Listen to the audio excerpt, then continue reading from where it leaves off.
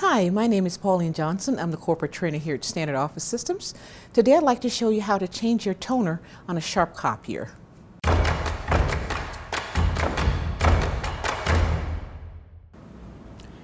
Currently the copier is alluding to the fact that it is out of toner and you need to replace that toner.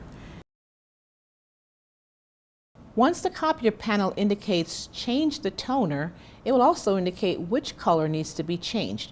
Locate the toner door. Your toner cartridge will automatically eject. If it did not, refer back to the copier panel for instructions. Once the toner cartridge is ejected, you're going to gently grab a hold and pull all the way out. Grab the new toner bottle, shake left to right, and insert the copier end inward.